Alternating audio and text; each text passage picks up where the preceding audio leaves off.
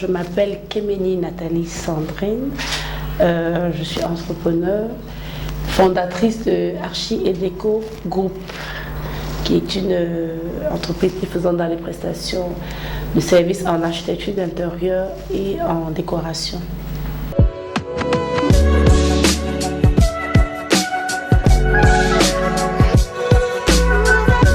C'était une évidence parce que je dessine depuis que je suis très petite et je voulais absolument faire carrière dans un métier où on dessine. Donc je voulais faire carrière forcément dans l'architecture, dans la décoration, au génie civil. Bref, un métier où je pouvais m'exprimer en dessinant. Donc il fallait absolument que je le fasse.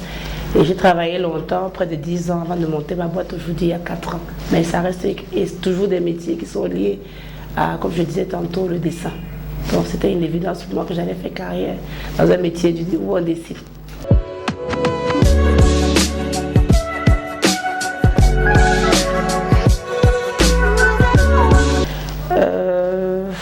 Au quotidien, j'ai beaucoup de challenges dans un de mes services. Parce qu'il faut préciser qu'on a des services de coaching, on a des services de training, on a des services de conception, modélisation, déploiement, on a surtout des services de réalisation. Là, c'est un peu plus difficile parce qu'il faut manager beaucoup de personnes en même temps.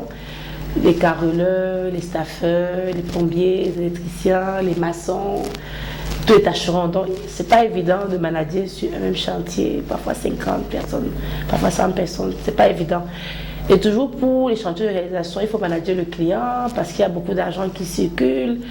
Les chantiers, au marché aussi, les prix ça varie. Vous revenez demain, le ciment a augmenté, vous revenez demain, le plâtre a augmenté. Il faut faire des avenants parce que les prix de départ ne sont pas les prix finaux. Donc au niveau du service de réalisation, il y a beaucoup de challenges à relever. À la fois au niveau, comme je disais tantôt, la gestion de la ressource humaine, la gestion du client lui-même et puis la gestion des délais et les prix qui augmentent ou qui baissent sur le marché. Donc ce n'est pas vous qui maîtrisez. Mais il faut réussir à coordonner tout ça et à faire des chantiers et livrer en respectant les délais.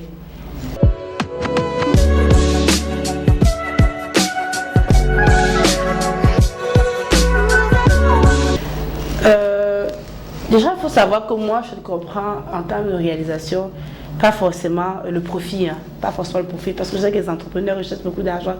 Pour moi, une bonne réalisation, certes, ça génère le profit, mais c'est aussi l'impact que vous avez dans la vie des gens.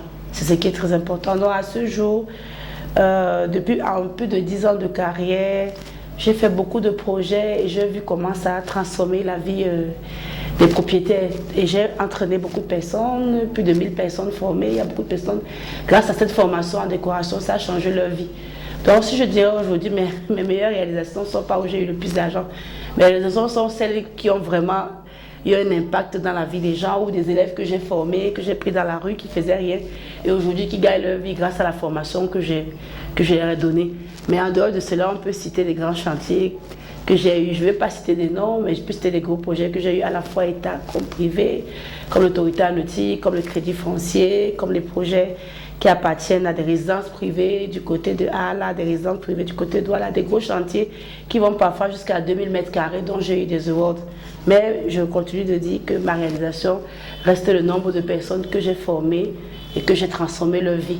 Cela n'empêche pas que j'ai eu des gros chantiers, j'ai eu des prix. Mais je suis contente des gens que j'ai transformé leur vie. Voilà où je vois un peu ma plus grosse réalisation, on va appeler ça comme ça.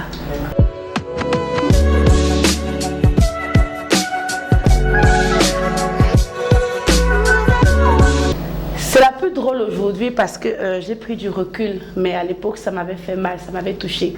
Lorsque je démarrais en entrepreneuriat, ma première entreprise, je l'ai fermée. Un an après, on faisait les mêmes services, mais je n'étais pas outillée pour être un bon entrepreneur à l'époque. J'étais compétente sur le plan technique parce qu'il faut dire que je suis polytechnicienne, j'ai Bac+9.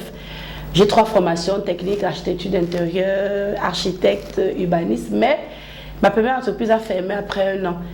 Tout simplement parce qu'à l'époque, je ne savais pas qu'un bon entrepreneur, ça devait être, on appelle, celui qui a une vision à 360 degrés, on va dire comme ça.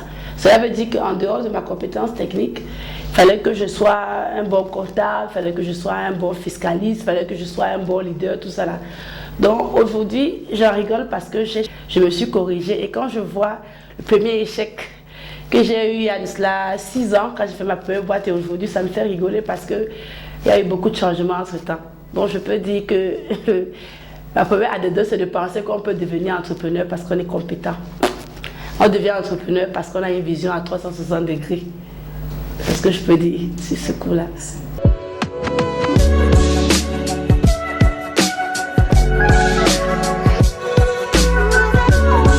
La période la plus difficile d'entrepreneur, c'était lorsqu'il fallait que je monte ma boîte parce que j'ai débarqué au Cameroun avec une activité qui n'est pas connue. Au Cameroun, on n'est pas habitué qu'on appelle un décorateur pour décorer sa maison ou pour décorer son hôtel ou son café. Le Camerounais, c'est qu'il fait tout lui-même. Donc les services comme aller manger au bar, tout le monde connaît. Ça, c'est dans nos habitudes.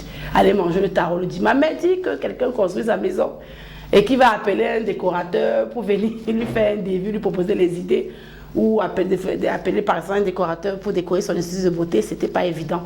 Donc il a fallu que j'impose un peu ce service dans la mentalité des Camerounais. C'est ça la principale difficulté. Ça a été de sensibiliser les Camerounais, de leur faire comprendre que pour qu'un espace soit bien aménagé de manière fonctionnelle, de manière rationnelle, il faut appeler un expert.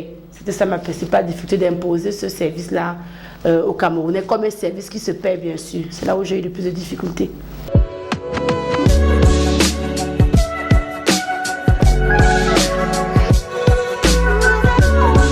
Mon ambition pour l'avenir, c'est d'avoir une boîte leader dans le domaine de l'architecture d'intérieur au Cameroun, parce que les architectes, il y en a beaucoup qui sont leaders en architecture. Malgré que je suis architecte, mais en architecture d'intérieur, non, il n'y en a pas encore assez dans ma deuxième formation. Donc j'aimerais que Archi-Déco Group soit une boîte dans quelques années leader en architecture d'intérieur dans tout le Cameroun. Et ceci ne peut être que possible que si je mène à bien mon équipe. Parce qu'un entrepreneur n'est rien sans sa ressources humaines. Donc ma vision à moi, et je dirais, et mon équipe, parce que je suis comme un chef d'orchestre qui doit mener tout un bataillon derrière moi. Notre vision, je corrige, notre vision, c'est d'amener la boîte à être leader en architecture d'intérieur au Cameroun.